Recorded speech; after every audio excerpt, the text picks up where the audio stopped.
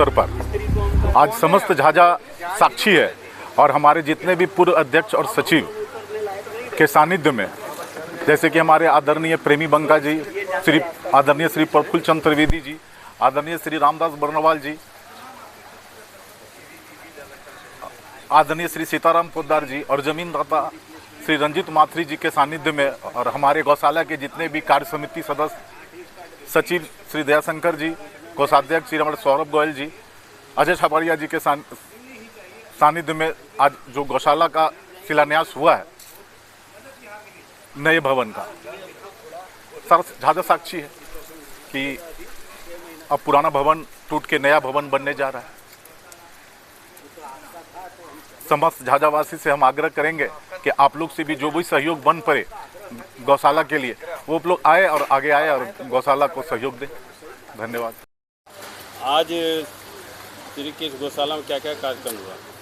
देखिए, आज का पल बहुत ही सुखद पल है। जब श्री कृष्ण गौशाला इधर जब चालू हुआ था राजेश शरण के नेतृत्व में 4/9/2023 को, उस समय सबों ने मिलकर एक ठाना था कि इस गौशाला को नया रूप देकर आगे बढ़ाना है, इस बगिया को पूरा सींचना है। इसी क्रम में आज भूमि पूजन का एक कार्यक्रम था जिसमें श्री कृष्ण गौशाला के पूर्व पदाधिकारी श्री प्रेम बंका जी, श्री प्रफुल्ल चंद्र त्रिवेदी जी, श्री सीताराम पोद्दार जी एवं श्री रामदास बर्नवाल जी और जमीनदाता के वंशज श्री रंजीत माथुरी जी के द्वारा भूमि पूजन किया गया। साथ में उपस्थित श्री कृष्ण गौशाला के उपाध्यक्ष, कोषाध्यक्ष एवं सभी पदाधिकारी और कार्य समिति सदस्य उपस्थित थे। भगवान से हम प्रार्थना करेंगे ये पल हर बार आए, हर बार श्री कृष्ण गौशाला में इस तरह के आयोजन होते रहें, सबों का सहयोग मिलता रहे और श्री कृष्ण गौशाला में रह रही गाय माता को भोजन प्राप्त होता रहे। धन्यवाद। श्री कृष्ण गौशाला के लिए क्या कहेंगे आप? श्री कृष्ण गौशाला नाम ही श्री कृष्ण के ऊपर है, तो गौशाला तो तरक्की करना ही करना है। एक समय था जब गौशाला के अंदर में हम लोग जब पदाधिकारी थे तो सरकार की ओर से काफ़ी जब फंड आता था तो ये पीछे की छर दीवारी वगैरह सब हम लोगों ने खुद बनवाया था खड़ा होकर के। और उसके बाद में गौशाला कुछ दिन तक मतलब खंडहर में चली गई। लेकिन अभी ऐसी स्थिति है कि गौशाला को अच्छी आमद भी होती है और गौशाला का अच्छा विकास भी होता है। जैसा अभी हमारे आपने ही शायद प्रश्न किया ये कि गौशाला के अंदर में तो सदा कमी रहती है, ये प्रश्न आपने किया और ये सत्य है। परंतु कौन सी ऐसी सरकार है जिस सरकार के बजट में घाटा सो नहीं होता? सब सरकार में होता है। लेकिन उसके बावजूद कौन सी ऐसी सरकार है जो विकास नहीं करती, प्रोग्रेस नहीं करती या दिन प्रतिदिन कुछ न कुछ नया नहीं करती? करती ही है। वैसे हमारी गौशाला चाहे जिस रूप में चले लेकिन दिन प्रतिदिन प्रगति करती रहेगी और यह वहाँ तक पहुँचेगी जहाँ तक बिहार के अंदर में माना जाएगा कि ये श्री कृष्ण गौशाला झाझा एक माने पूरे बिहार के लिए एक दृष्टांत जो है सो प्रस्तुत करेगा। सरकारी तंत्र से अभी व्यवस्था मिलना शुरू हुआ है। सरकार भी देखेगी कि हाँ भाई ये गौशाला दिन प्रतिदिन अब प्रगति करता है तो हम लोगों को वहाँ अधिक से अधिक मांगने का भी अधिकार बनेगा। इसीलिए सरकार भी देखती है कि हमारा पैसा वहाँ चबा नहीं जा रहा है, बल्कि हमारा पैसा वहाँ पर कुछ न कुछ रूप में खर्च हो रहा है, तो सरकार और देगी और हम लोग और मांगेंगे। और हम लोग गौशाला के पूर्व पदाधिकारी और वर्तमान पदाधिकारी हमारे यहाँ के राजनेताओं के सर पर चढ़े रहेंगे कि हम लोगों को सरकार की ओर से कुछ न कुछ दिलाइए, प्रयास करेंगे। बस यही करेंगे और आप लोगों का सहयोग मिलता रहेगा तो ये गौशाला खूब ऊपर जाएगी। गौ माता की धन्यवाद, भारत माता की जय।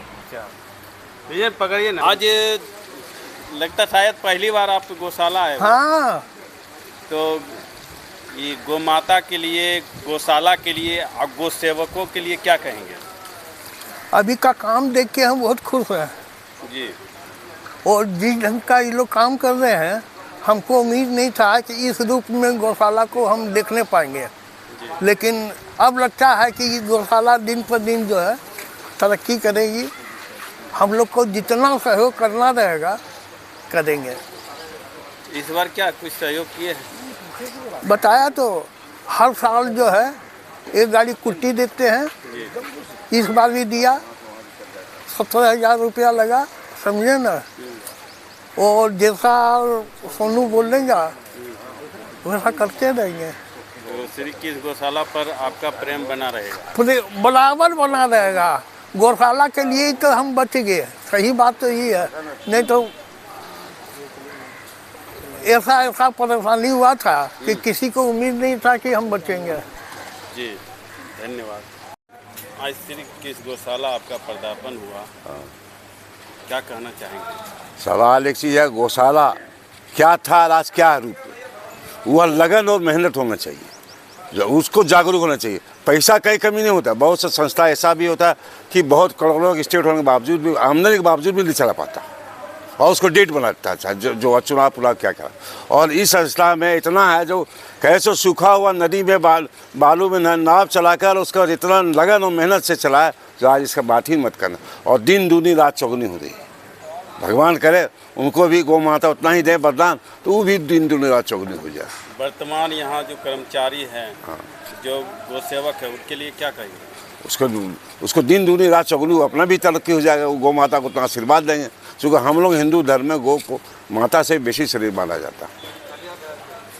जो कमियां देखी जा रही है, दिक्कतें हो रही है जो बजट का, उस पर कुछ कहेंगे? वो तो बजट अपने आ रहा, बजट में हम लोग कोई शिकायत। अब बजट के बिना गौशाला अभी नहीं रुका है। एक समय था जो बजट ही बिना गौशाला खत्म हो गया था।